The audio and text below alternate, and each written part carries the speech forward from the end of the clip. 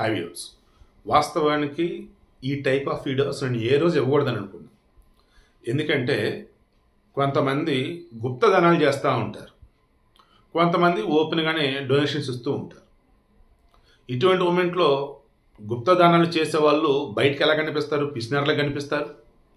And కొంతమంది ఎలా కనిపిస్తారంటే, ఆయన పైన చూసుకుంటూ ఉంటాడరా, అరే ఆ పని ఆమె చూసుకునిద్దిరా, ఎవరికైనా ఎవరు రా వాళ్ళు అలా అని చెప్పేసి ఎవరినేం అడగరు రా వాళ్ళు అని చెప్పేసి అంటూ ఉంటారు.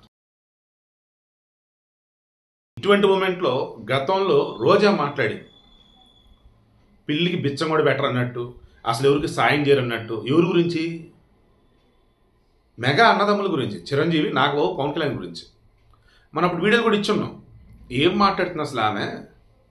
ఇండస్ట్రీలో చిరంజీవి దగ్గర సాయం పొందిన వాళ్ళు ఎంతోమంది, పవన్ కళ్యాణ్ నుంచి అయితే అసలు చెప్పలేము. ఇక నాగబాబు అంటే మనకు తెలియచ్చు, తెలియకపోవచ్చు, ఆయన కూడా ఖచ్చితంగా ఎంతవరకు చేసే ఉంటాడు అని చెప్పి ఒకరికైతే అన్యాయం అయితే ఆ మనిషి చేయలేదు కదా అని చెప్పేసి మాట్లాడుకున్నాం. అయితే ఈ రోజాకి సంబంధించి కూడా అప్పుడు మిగతా ఎవరో తెలియదు, నేనైతే మాట్లాడాను. నాకు తెలిసి రోజా కూడా ఇండస్ట్రీలో కొంతమంది సాయం చేసిన మాట వాస్తవం. మరి ఈరోజు ఎందుకు ఇలా మాట్లాడింది అంటే, ఆ వైసీపీలో ఉంటే ఇంకా అంతేనేమో, ఆ స్క్రిప్ట్ ఏది వస్తే అది చెప్పాలేమో, కర్మరాబు అని చెప్పేసి అన్న. ఇప్పుడు గుప్తదానాలు ఇవన్నీ రీచెక్ చేసుకున్న తర్వాత ఇక ఖచ్చితంగా ఇవ్వాల్సిందిరా బాబు అనిపించింది. ఎందుకంటే కొంతమంది ఓపెన్గానే కామెంట్లు పెడుతూ ఉన్నారు, పవన్ కళ్యాణ్ కాలి గోటికైనా సరే జగన్ రెడ్డి సరిపోతాడా ఈ విషయంలో అని. ఏ విషయంలో? తన కష్టార్జితం అవతల ఉన్నటువంటి పార్టీ కార్యకర్తలకు కానీ, ఆపదలో ఉన్న ఆదుకోవటానికి కానీ, అవసరంలో ఉన్నవాడికి అక్కడ వచ్చేందుకు కానీ ఇవ్వటం. ఈరోజు వినుకొండ ఘటన మీరు తీసుకోండి. రషీద్ అనేబడే వ్యక్తిని జిలానీ అనే వ్యక్తి దారుణంగా చంపాడు. ఖచ్చితంగా జిలానీకి ఉరిశిక్ష పడాలి. అసలు అందులో అసలు వేరే క్వశ్చన్ కూడా లేదన్నమాట. ఎందుకంటే అంత భయంకరంగా చంపాడు. ఇప్పుడు ఈ జిలానీ రషీద్ని చంపిన తర్వాత ఇమ్మీడియట్గా వైసీపీలో ఏం చేశారు? శవ రాజకీయం చేశారు. అదేంటో పక్క ప్లానింగ్ లాగా అంతా రెడీ చేసుకుని ఉందామని. కెమెరామెన్ గంగతో రాంబాబులో కానీ, క్రియేటివ్ హెడ్ ఎవరు బ్రహ్మానందం చనిపోతే ఎట్లా, బతికుంటే ఎట్లా అని చెప్పేసి రెడీ చేస్తాడు. అప్పుడు వాళ్ళకి హాస్పిటల్లో ఉంటేనే రాహర్ దిశతో చేస్తాను. అలా ఇప్పుడు వచ్చేసి ఏంటి, ఇక్కడ వినుకొండ ఘటన జరగగానే సాక్షిలో, వైసీపీ గ్రూపుల్లో, వాటిల్లో ఈ టీడీపీ హత్య, టీడీపీ పోలీసులు రకరకాల హడావిడి చేశారు. ఎక్కడో బెంగళూరు జగన్మోహన్ రెడ్డి గారు ఆగమేఘంగా పరిగెట్టుకుంటా వచ్చేసారు. ఇక వచ్చి రాగానే పరామర్శిస్తానికి వెళ్తున్నాడు వినుకొండ అంటే 144 సెక్షన్ ఉంది, మీరు మీతో కూడా నలుగురు తప్పకి ఎవరు రావద్దంటే ససేమేర ఊరే ఆయన ఏదో జాతరకు వెళ్తున్నట్టుగా వేల మంది వచ్చున్నారు. మళ్ళీ ఆ మధ్యలో నవ్వుతూ ఫోటోలు, నానా హడావులు అన్నీ అయిపోయాయి. ఈయన పరామర్శించడానికి వెళ్తున్నాడా లేదన్నప్పుడు ఏదైనా పండగకి వెళ్తున్నాడని ఫీలింగ్ చాలా మందికి అయితే. సరే, ఈ మనిషికి నవ్వుకి, ఈ మనిషి నవ్వు మనిషి పుట్టుక అన్నప్పుడు ఇలాగే ఉండిద్దేమో, మనిషి చనిపోయినప్పుడు ఇలాగే ఉండిద్దేమో, ఆడవాళ్ళు పెద్ద మనిషి అనే ఇలాగ ఉండిద్దేమో, ఎవరైనా కొట్టారని ఇలాగే ఉండిద్దని ఒకనొక సందర్భంలో క్లియర్గా పవన్ కళ్యాణ్ అన్నాడు. ఆ మనిషి అంటే బాబా అసలు ఎక్కడికి వెళ్ళినా అదే నవ్వుతుంటాడు ఏంటి, అసలు అర్థమే కాదు అసలు అని చెప్పేసి కూడా అన్నాడు. సరే, అలాగే అనుకుందాం, అర్థం కాల. చావింటికి వెళ్ళాడు. అక్కడ వచ్చేసి ఏం మాట్లాడాలి ఏంటి బేసిక్ ఐడియా ఉండిద్దిగా. వెళ్ళాడా, పథకాల గురించి మాట్లాడి జగన్మోహన్ రెడ్డి. ఎవరు పథకాలు? చంద్రబాబు నాయుడు సమయంలో ఇంతవరకు తల్లికి 100 పథకం ఇంకా ఇంప్లిమెంట్ చేయలే. కానీ ఇంట్లో ఎంతమంది ఉంటే అంతమంది పిల్లలకి ఇస్తామని చెప్పి చదువుకున్న వాళ్ళకి ఇప్పుడు ఒకరికి ఇస్తున్నాడు చంద్రబాబు నాయుడు అంటూ.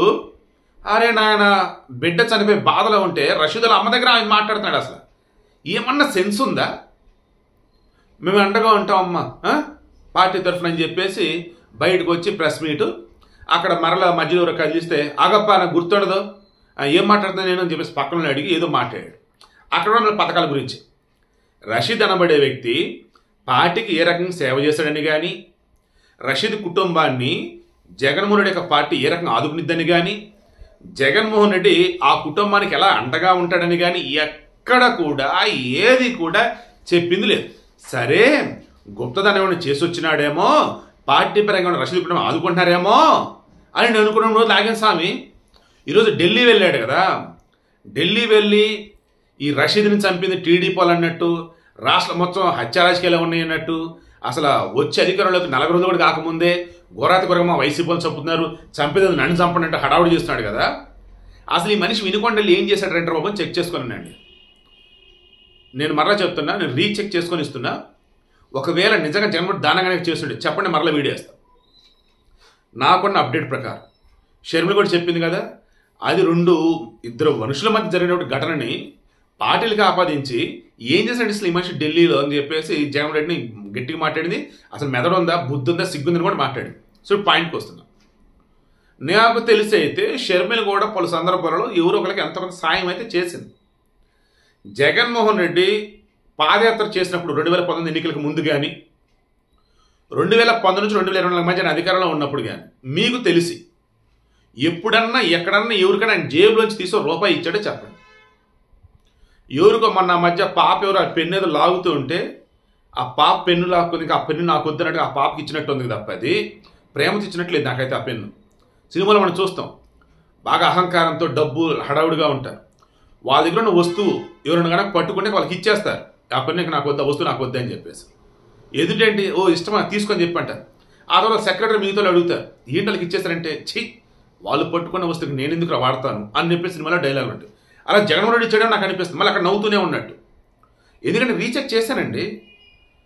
2012 తర్వాతగా ఆయన పాదయాత్ర అప్పుడు ఓదార్పయాత్ర చేసిన, ఆ తర్వాత అపోజిషన్లో ఉన్న, ఆ తర్వాత అపోజిషన్లో ఉండి పాదయాత్ర చేసిన, ఎక్కడైనా సరే ఎవరైనా వాళ్ళ కష్టాలు చెప్తే ఏ రోజు కూడా మన పార్టీ అధికారంలోకి వచ్చాక మేము మేలు చేస్తాం అన్నాడు తప్ప ఇప్పటికిప్పుడు మీకు నేను ఏం చేయగలను చెప్పండి అని చెప్పేసి చేయలేం.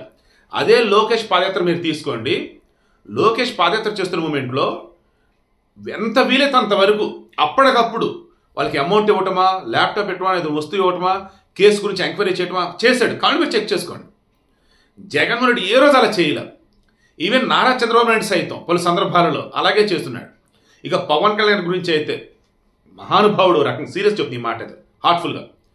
అరే పోటీ చేస్తే 2 చోట్ల ఓడించారు, పార్టీ తరఫున గెలిచిన ఒక్కడు వచ్చేసి వైసీపీలోకి వెళ్ళిపోయాడు.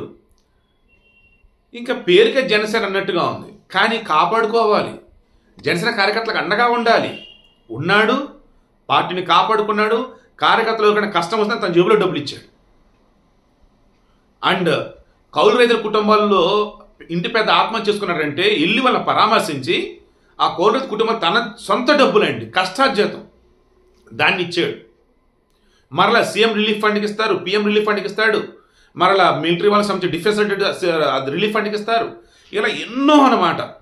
మీకు బాగా గుర్తుంటే మీరు చెప్పండి, సాక్షి నుంచి కానీ, భారతి గారి నుంచి కానీ, జగన్ రెడ్డి నుంచి కానీ ఎక్కడన్నా ఎప్పుడైనా ఇలా దానాలు వెళ్ళాయా, చారిటీకి వెళ్ళాయా, రిలీఫ్ ఫండ్కి కానీ ఇచ్చారు చెప్పండి. టీడీపీ సంబంధించి నేను చెప్తానండి. ఇక్కడ పల్నాడులో చంద్రయ్య అనే వ్యక్తిని దారుణంగా చంపితే ఈ వైసీపీ వాళ్ళు ఆ మనిషి ఇంటికి వెళ్ళి ఓదార్చి ఆ కుటుంబాన్ని నేను అంటగా ఉంటానమ్మని చెప్పి ముందు ఆ కార్యక్రమం ఏవైతే జరగాల్సినాయో పాడి మోసాడు, అంచుకురాలు ఏమైనా జరిగాయి. ఆ తర్వాత ఆ కుటుంబానికి 25 లక్షల రూపాయలు చెక్ ఇచ్చారు. ఆ కుటుంబంలో చదువుకునే పిల్లలు ఎవరైతే ఉన్నారో వాళ్ళని ఎన్టీఆర్ మోడల్ స్కూల్లో జాయిన్ చేయొచ్చు, మొత్తం మేము చూసుకుంటామన్నారు. రాయలసీమ జిల్లాలో నందయ్య అతనికి గురించి కూడా వాళ్ళ కుటుంబానికి సంబంధించి 25 లక్షలు డబ్బు ఇచ్చి ఉన్నారు. అండ్ వాళ్ళ కుటుంబానికి అండగా ఉంటా ఉన్నారు. పిల్లలు చదువుకున్నట్టు వాళ్ళు చదివిస్తూ ఉన్నారు. ఒకవేళ చదువుకున్నట్టు వాళ్ళకి ఉద్యోగాలు ఇస్తున్నారు. మీకు బాగా గుర్తుంటే ఎన్నికలకు ముందు అనుకుంటా పరిటాల రవి బ్రతికున్నప్పుడు వాళ్ళ వర్గంలో ఒక అతనిని ఘోరంగా అప్పుడు రాజశేఖర రెడ్డి కదా అప్పుడు కాంగ్రెస్ వాళ్ళు చంపేశారు. ఎవరు వీళ్ళనప్పుడు మన టీడీపీ వాళ్ళని చెప్పి పరిటాల రవి మొత్తం చెప్తే ఆ కుటుంబంలో ఉన్నటువంటి పిల్లలను వీళ్ళే చదివించే 3 పిల్లలు, ఆ 3 ఇప్పుడు వెల్ సెటిల్డ్ అండి. ఒక సాఫ్ట్వేర్ ఇంకోళ్ళు ఎక్కడ 2 జాబ్స్ మంచి జాబ్స్లో ఉన్నారు. వీళ్ళే చదివించి టీడీపీ వాళ్ళు. ఈవెన్ జనసేన సైడ్ నుంచి కూడా ఫాలోఅప్ చాలా గట్టిగా ఉండిద్దండి. అరే మనవాడికి ఏదైనా కష్టం ఉందిరా అంటే ముందు ఎంతమంది డబ్బు సాయం చేయండిరా అన్నట్టు కేసులో నిరుక్కున్నారంటే వాళ్ళ లాయర్లను పెట్టి ఇలా. మీరు చెప్పండి, జగన్మోహన్ రెడ్డి ఏ రోజున తన జేబులో డబ్బులు ఇచ్చాడా? జగన్మోహన్ రెడ్డి భారతి గారు కానీ వాళ్ళ పార్టీ తరఫు నుంచి కానీ ఎప్పుడన్నా ఎవరికైనా సాయం చేశారా? మన పార్టీ అధికారంలోకి వచ్చాక సాయం చేస్తాం అని చెప్పడం తప్ప, అధికారంలోకి వచ్చాక ప్రభుత్వం నుంచి డబ్బులు ఇప్పటం తప్ప వీళ్ళ జేబులో డబ్బులు ఎప్పుడు ఇచ్చారు? చివరి రషీద్ కుటుంబానికి కూడా రూపాయి కూడా ఇవ్వలేదంటండి బాబు.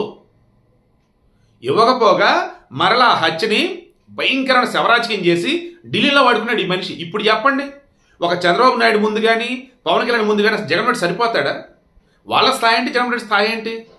ఏ కాడికి శవరాజకీయం చేయటం, పిల్లి కూడా బిచ్చం పెట్టకుండా అదేమంటే దానకరం ఉన్నట్టు బిల్డప్ ఇవ్వటం, ఏది ప్రభుత్వ ఖజానా డబ్బుని పంచి ఏంటండి అసలు?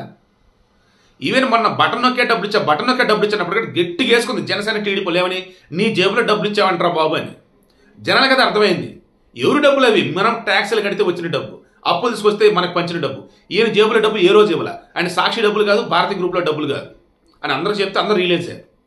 ఇప్పుడు కూడా చివరికి ఇప్పుడు కూడా మనల్ని శవరాజకం చేస్తున్నాడు తప్ప ఆ చనిపోయినటువంటి కుటుంబాన్ని ఓదార్చడానికి వెళ్ళాం కదా అని చెప్పేసి మన వంతుకు ఈ డబ్బులు ఉంచండి అమ్మ, దీనికి నేను అక్కడికి వస్తాను, ఛాన్సే లేదు, అసలు అలవాటు లేదు కదా.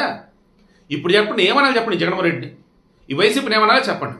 అండ్ మనలో మన మాట, ఈవెన్ ఈ వినుకొండ పర్యటనకి అతను వస్తున్నాడు అన్నప్పుడు ఓదార్పయాత్రకి, అక్కడ కూడా మరలా ఆ ఖర్చు ఈ ఖర్చు అని చెప్పి ఆ ఓడిపోయిన ఎమ్మెల్యేలు ఆ పార్టీలో మిగతా డబ్బులు వేసుకున్నారు. మరి నిజమైన తప్పదేంతో నాకు తెలియదు.